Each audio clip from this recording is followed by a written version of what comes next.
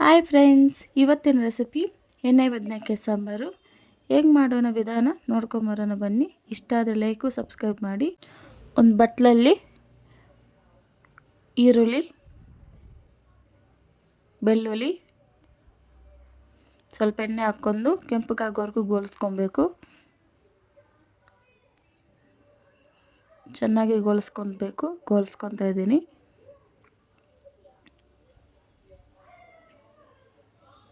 ಕ್ಲೀನಾಗಿ ಕೆಂಪಗಾಗೋವರೆಗೂ ಗೋಲಿಸ್ಕೊತಾ ಇದ್ದೀನಿ. ನೋಡಿ, ಕೆಂಪಗಾಗಿದೆ.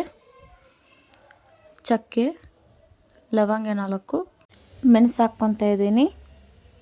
ಒಂದು ಗೋಲಿಸ್ಕೊತಾ ಇದ್ದೀನಿ. ಟೊಮಟೊ 1, ಕೊತ್ತಂಬರಿ ಸೊಪ್ಪು ಸ್ವಲ್ಪ ಹಾಕ್ಕೊಂಡು ಅದನ್ನು ಎಣ್ಣೆಯಲ್ಲಿ ಗೋಲಿಸ್ಕೊತಾ ಇದ್ದೀನಿ. ನೋಡಿ, ಕ್ಲೀನಾಗಿ ಗೋಲಿಸ್ಕೊತಾ ಇದ್ದೀನಿ. 2 ನಿಮಿಷ ಗೋಲಿಸ್ಕೊಂಡ್ರೆ ಸಾಕು. ಕೊತ್ತಂಬರಿ ಟೊಮಟೊ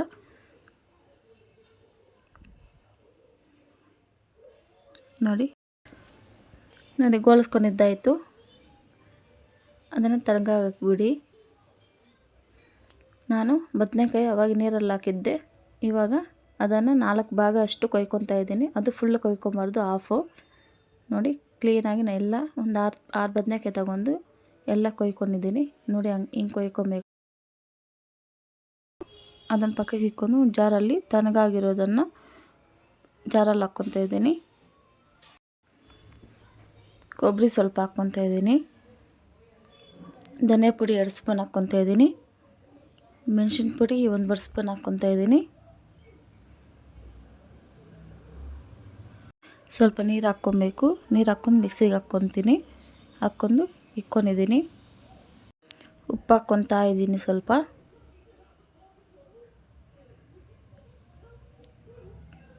ಚೆನ್ನಾಗಿ ಮಿಕ್ಸ್ ಮಾಡಿ. ನೋಡಿ, ಕ್ಲೀನಾಗಿ ಮಿಕ್ಸ್ ಮಾಡ್ತಾಯಿದ್ದೀನಿ. ಚೆನ್ನಾಗಿ ಮಿಕ್ಸ್ ಮಾಡಿಕೊಂಡು ಕೊಯ್ಕೊಂಡಿರೋ ಬದನೆಕಾಯಲ್ಲಿ ಒಳಗಡೆ ಚೆನ್ನಾಗಿ ಮಸಾಲೆ ಎಲ್ಲ ಹಾಕಬೇಕು. ಕ್ಲೀನಾಗಿ ಹಾಕ್ತಾಯಿದ್ದೀನಿ. ನೀವು ಹಿಂಗೆ ಮಾಡಬೇಕು. ಹಿಂಗೆ ಮಾಡಿದ್ರೆ ಚೆನ್ನಾಗಿ ಬದನೆಕಾಯಿಗೆ ಮಸಾಲೆ, ಉಪ್ಪು ಎಲ್ಲ ಚೆನ್ನಾಗಾಗುತ್ತೆ. ತಿನ್ನೋಕ್ಕೂ ಟೇಸ್ಟಾಗಿರುತ್ತೆ. ಎಲ್ಲ ಬದನೆಕಾಯಿ ಮಸಾಲೆ ಹಿಡಿದಿದ್ದಾಯಿತು. ಒಂದು ಬಾಣಲಿಗೆ ಇಕ್ತಾಯಿದ್ದೀನಿ. ಇಕ್ಬಿಟ್ಟು ಎಣ್ಣೆ ಸ್ವಲ್ಪ ಜಾಸ್ತಿ ಹಾಕ್ಕೊಬೇಕು. ಎಣ್ಣೆ ಬದನೆಕಾಯಿ ಸಾಂಬಾರಿಗೆ ಸ್ವಲ್ಪ ಸಾಸಿವೆ, ಕರಿಬೇವಿನ ಸೊಪ್ಪು, ಈರುಳ್ಳಿ ಹಾಕ್ಕೊಂಡು ಚೆನ್ನಾಗಿ ಗೋಲಿಸ್ಕೊಬೇಕು. ಕೆಂಪಗಾಗೋವರೆಗೂ ಗೋಲಿಸ್ಕೊಂಡು ಬದನೆಕಾಯಿಗೆ ಮಸಾಲೆ ಹಿಡಿದಿರೋ ಬದನೆಕಾಯಿಗಳನ್ನ ಹಾಕ್ಕೊಂಡು ಚೆನ್ನಾಗಿ ಎಣ್ಣೆ ಬಿಡೋವರೆಗೂ ಗೋಲಿಸ್ಕೊಬೇಕು. ಚೆನ್ನಾಗಿ ಎಣ್ಣೆಯಲ್ಲಿ ಗೋಲಿಸ್ಕೊಂಡ್ರೆ ಟೇಸ್ಟ್ ಚೆನ್ನಾಗಿರುತ್ತೆ.